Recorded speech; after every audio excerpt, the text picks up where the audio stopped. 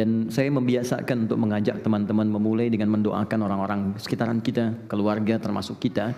Karena doa itu insya Allah senantiasa memberikan kelapangan-kelapangan dan kemuliaan. Tidak ada rugi dalam doa. Pasti dijawab oleh Allah Subhanahu wa taala. Itu janji Allah di Quran surah kedua Al-Baqarah ayat 186. Paling kiri sebelah bawah di mushaf. Allah katakan wa idza sa'alaka 'ibadi 'anni fa inni qarib. Kalau hambaku sedang mencari-cari aku, katakan padanya aku dekat. Biasanya kalau orang cari Allah kan motifnya dua. Kalau bukan ingin tobat, atau yang kedua dia punya kebutuhan yang dimintakan kepada Allah. Dua itu. Kata Allah katakan padanya, Allah berikan harapan. Gak usah lelah mencari, aku dekat. Jadi bahasa indah ya. Bukan hanya dalam bahasa Arab, tapi dalam ilmu psikologi pun memberikan harapan yang kuat. Anda bertanya, Ustadz di mana? Jawaban pertama misalnya, ini belum jelas nih kabarnya. Yang kedua mengatakan, Ustadz sudah dekat, sebentar lagi tiba. Mana yang paling menenangkan? Satu atau dua? Dua, sudah dekat.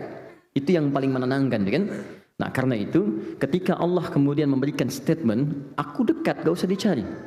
Tapi yang paling menarik, diteruskan kepada motif hambanya. Perhatikan kalimatnya.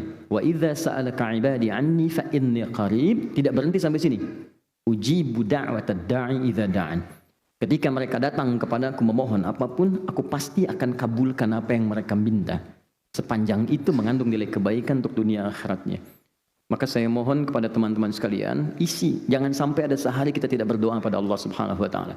Ya, dan di antara doa itu minta yang belum beriman supaya diberikan oleh Allah kekuatan iman. Alhamdulillah kami di Bekasi dengan teman-teman membiasakan dan hampir setiap pekan ada yang masuk Islam. Ada yang masuk Islam. Ada yang mantan preman, ada yang mantan pembunuh, ada yang mantan penjudi, ada yang biasa-biasa, tapi kita bahagia gitu. Ya, beberapa waktu yang lalu datang ke akhir center itu satu pertanyaan, Ustadz, saya mantan pembunuh, bisa nggak saya tobat? Saya katakan selamat. Allah sangat mencintai pelaku maksiat yang mau tobat dibandingkan orang soleh yang tidak pernah merasa salah.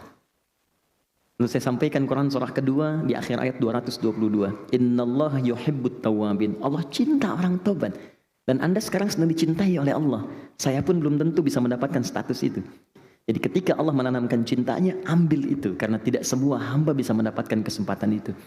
Maka dia terima tawaran kami itu, dia ambil kesempatan itu. Tiba kemudian beberapa hari, saya tidak tahu orangnya siapa, kemudian datang. Orang yang penuh dengan tato, wajahnya juga kelihatan tidak biasa. Tapi tiba kemudian ada pancaran keindahan di wajahnya. Dia datang cuma meluk, nangis. Setelah itu pamit pulang.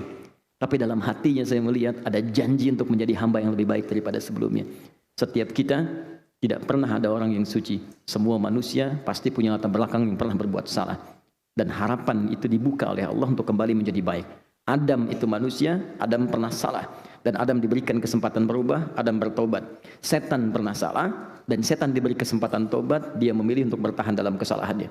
Jadi kalau Anda masih mengaku manusia, maka ciri kemanusiaan itu pasti melekat dalam diri kita.